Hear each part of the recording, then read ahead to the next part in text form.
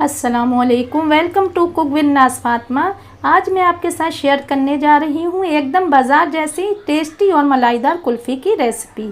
ख़ास बात यह है, इसमें हमने कंडेंस मिल्क, क्रीम वगैरह का इस्तेमाल नहीं किया है। सिर्फ दूध से बनने वाली ये टेस्टी और मलाईदार कुल्फ़ी आपको बहुत पसंद आएगी। तो चलिए बनाना शुरू करते हैं। 1.5 लीटर मैंने कुल्फ़ी के लिए दूध लिया है। ये फुल क्रीम दूध लिया है, कच्चा दूध लिया है। अब इसे पकाएंगे। मलाईदार कुल्फ़ी बनाने के लिए फुल क्रीम दूध लिया जाता है। दूध को हाई फ्लेम पे एक बॉयल आने तक पकाएंगे, फिर इसकी फ्लेम मीडियम कर देंगे। दूध में बॉयल आ गया है। आसपास की मलाई ये जमी होती है, ये इसमें निकाल के इस तरह से दूध में मिला लें। इससे कुल्फ़ी मलाईदार और क्रीमी बनेगी। अब फ्लेम मीडियम कर देंगे। इसे तब तक पकाएंगे जब तक दूध आधा ना रह जाए। चलाते रहेंगे।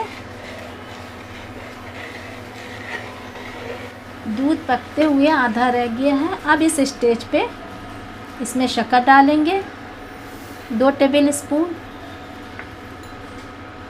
काजू बादाम पिस्ते का ये महीन महीन कतरन काटी थी, ये डाल देंगे। दूध को तब तक पकाना है जब तक ये 1/3 ना रह जाए। 1.5 लीटर दूध मैंने यहाँ पे लिया था। इसे जब तक पकाना है तब तक ये आधा लीटर ना रह जाए। फ्लेम मीडियम रखेंगे। मीडियम फ्लेम पे चलाते हुए इसे पकाना है। दूध गाढ़ा हो गया है, अब 1/3 रह गया है। अब इस स्टेज पर इसमें 1/4 चम्मच इलायची पाउडर डाल देंगे। अब इसे ठंडा होने के लिए रख देंगे। चलाते हुए इसे ठंडा कर लेंगे। अगर चलाएंगे नहीं तो ऊपर से मलाई जमने लगेगी।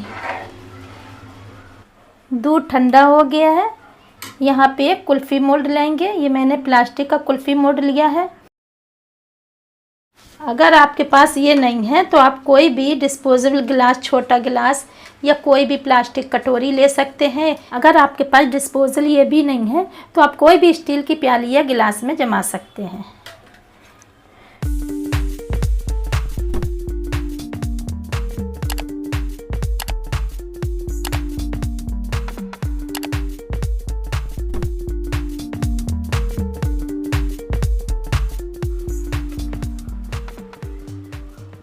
अब इन्हें पन्नी से कवर कर देंगे।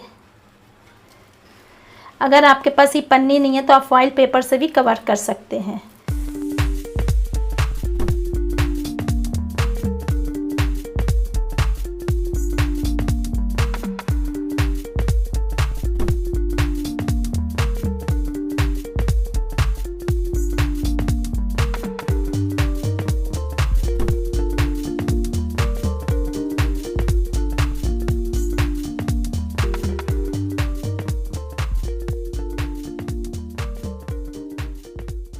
इसमें हल्का सा कट लगा दिया। अब इसमें आइसक्रीम स्टिक लगा देंगे।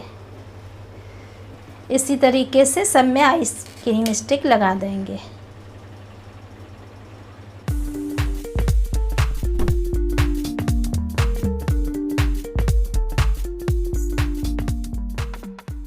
अब इसे 8 घंटे के लिए या ओवरनाइट फ्रीज़र में जमने के लिए रख देंगे। मैंने रात भर के लिए फ्रीज़र में रख दी थी। अब ये जम गई है कुल्फ़ी, इसे निकाल लेंगे।